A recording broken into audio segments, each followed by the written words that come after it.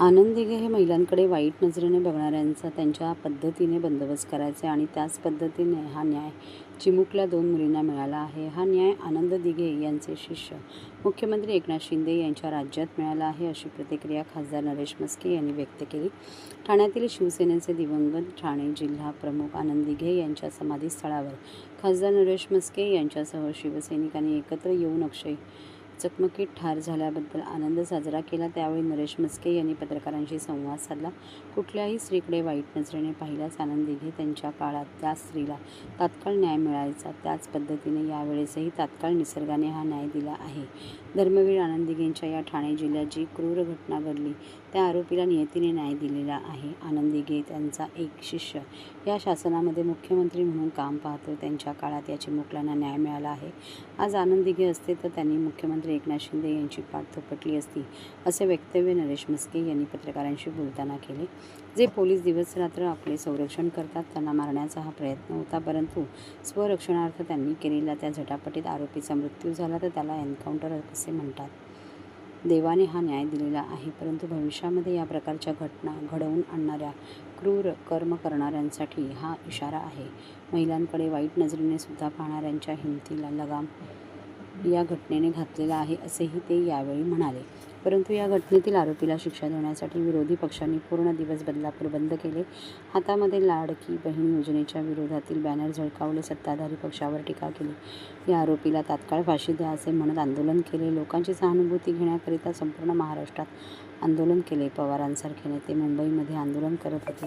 त्या क्रूर कर्माच्या विरोधात आणि राज्य सरकारच्या विरोधात विरोधकांनी महाराष्ट्र बंदची हाक दिली, परंतु आज त्याच आरोपीला नियतीने डाव साधत शिक्षा दिली तर तो विरोधकांना प्रिय झाला. एवढा पुळका विरोधकांना त्या आरोपीचा आला आहे. ठाण्यातील व्यापारी मनसुख हिरेन यांची 100 कोटींची वसुली करता हत्या करणारा सचिन वाझे हा पोलीस अधिकारी संजय राऊत यांचा PA होता. सचिन वाझेंचे तोंड भरून कौतुक करणारे तत्कालीन मुख्यमंत्री उद्धव ठाकरे हिरेन प्रकरणी विधान परिषदेत मूग गिळून बसले होते, अशी टीका खासदार नरेश म्हस्के यांनी यावेळी केली. तेलंगणातील बलात्कार प्रकरणात एन्काउंटर करणाऱ्या पोलिसांचे सामनात जाहीर कौतुक केले. मात्र महाराष्ट्र पोलिसांच्या कामगिरीवर तुम्ही संशय व्यक्त करता. त्यांचे कौतुक करायला तुम्हाला लाज वाटते का, असा सवाल खासदार म्हस्के यांनी केला.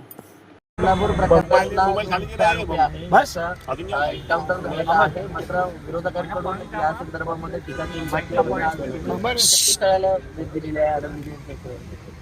तुम्ही आपण जे एन्काउंटर म्हणताय, जर पोलीस जो आमचा शिपाई आहे स्वतःचा जीव वाचवण्याकरता जो अनेकांचे जीवन वाचवतो, अनेकांचे संरक्षण करतो, तो स्वतःचा जीव वाचवण्याकरता जर त्याच्यावरती जर गोळ्या झाडल्या, त्याच्या पायावर गोळ्या झाडल्या, तर त्याला प्रत्युत्तर देण्याकरता जर त्यांनी गोळ्या झाडल्या असतील तर त्यांना तुम्ही एन्काउंटर कसं म्हणता? पोलिसांना स्वतःचा जीव वाचवण्याचा अधिकार नाही? जो इतरांचा जीव वाचवतो त्यांनी स्वतःचा जीव वाचवायचा नाही? त्यांना मुलंबाळ नाहीये, त्यांना संसार नाहीये, तर तुम्ही त्यांना एन्काउंटर कसं म्हणता? विरोधी पक्ष त्यांना आता त्या क्रूर कर्मा जो आरोपी आहे त्याचा आता पुळका आलाय, परंतु हेच विरोधी पक्षवाले, तुम्हाला बदलापूरचं आंदोलन आठवत असेल, बदलापूरच्या बाहेरून 30 बसेस घेऊन गेले, बाहेरून माणसं घेऊन गेले, अख्खा दिवस बदलापूर बंद केलं, चक्का जाम केलं. हातामध्ये लाडकी बहीण योजनेच्या विरोधातले बॅनर, पोस्टर्स आणि सत्ताधारी पक्षावर माननीय मुख्यमंत्री असतील, उपमुख्यमंत्री असतील यांच्या टीका करत अख्खा दिवस आंदोलन केलं आणि म्हटलं की यांना ताबडतोब फाशी द्या, आमच्या ताब्यात द्या, ताबडतोब भर रस्त्यावर फाशी द्या. कुठल्या कायद्यामध्ये अशी फाशी दिली जाते? परंतु लोकांची सहानुभूती घेण्याकरता अख्ख्या महाराष्ट्रात, संपूर्ण महाराष्ट्रात आंदोलन केलं. पवारांसारखे नेते मुंबईमध्ये आंदोलन करत होते, महाराष्ट्र बंदची हाक दिली त्या क्रूर कर्म्याच्या विरोधात आणि राज्य सरकारच्या विरोधात. परंतु आज तो क्रूर कर्मा त्याला नियतीने डाव साधला, नियतीने न्याय दिला, त्यानंतर तो तुम्हाला प्रिय झाला. एवढा पुळका तुम्हाला त्याचा आला? दुतोंडी सापासारखे, डबल ढोलकीसारखे विरोधी पक्ष वागतायत. आणि सरकारवर टीका करतायत, अशा माणसाला मी तर म्हणेल देवानी न्याय दिलेला आहे. हा धर्मवीर आनंद दिघे साहेबांचा ठाणे जिल्हा आहे. त्यांच्याकडे न्याय कसा मिळायचा हे आपल्या सगळ्यांना माहिती आहे. महिलेकडे वाईट नजरेने सुद्धा पाहण्याची कोणाची हिंमत नव्हती, आणि जर असे प्रकार घडले तर दिघे साहेब त्यांच्या स्टाईलने त्याचा उपाय करायचे, आणि त्याच पद्धतीत हा न्याय मिळालेला आहे. त्या मुलीला न्याय मिळालेला, महिलांना न्याय मिळालेला आहे. आणि कोणाच्या राज्यात? तर या दिघे साहेबांचा शिष्य त्या राज्याचा मुख्यमंत्री आहे. त्यांना आनंद झाला असेल स्वर्गातून, आज या राज्य शासनाचे ते कौतुक करत असतील, आणि त्या पोलिसांच्या धैर्याचे सुद्धा, पोलिसांच्या हिमतीचे सुद्धा ते कौतुक करत असतील. विरोधी पक्ष विसरला का?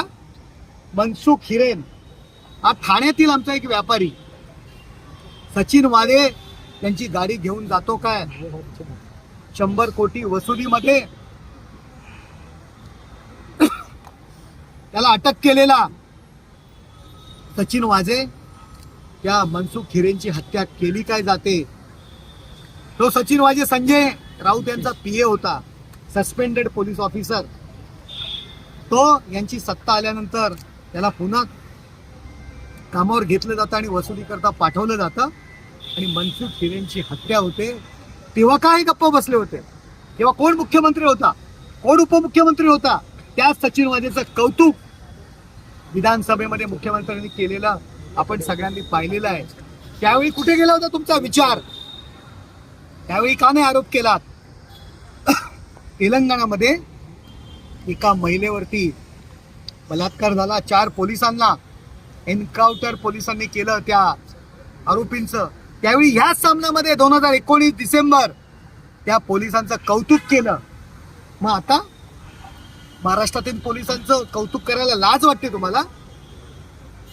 आपल्या पोलिसांपेक्षा तेलंगणाच्या पोलिसांचं तुम्ही कौतुक करताय, आणि या महाराष्ट्रामध्ये आपल्या पोलिसांवरती टीका करताय, त्यांचा संशय व्यक्त करताय, राजकीय फायद्याकरता खालच्या स्तराला गेलेला हा विरोधी पक्ष आहे. त्याचा निषेध महाराष्ट्रातील प्रत्येक जनता करेल. मी तर म्हणेन यापुढे अशा प्रकारचे कृत्य करणाऱ्यांना ही मोठी चपराक आहे, हा मोठा इशारा आहे. स्त्रीकडे वाकड्या नजरेने जर कोण पाहिल आणि अशा पद्धतीचा अत्याचार जर घडणार असेल तर तो या पद्धतीने देव त्याला शिक्षा देईल, हा मोठा इशारा या नराधमांना या कृत्याद्वारे मिळालेला आहे. सर, संजय राऊत म्हणतात की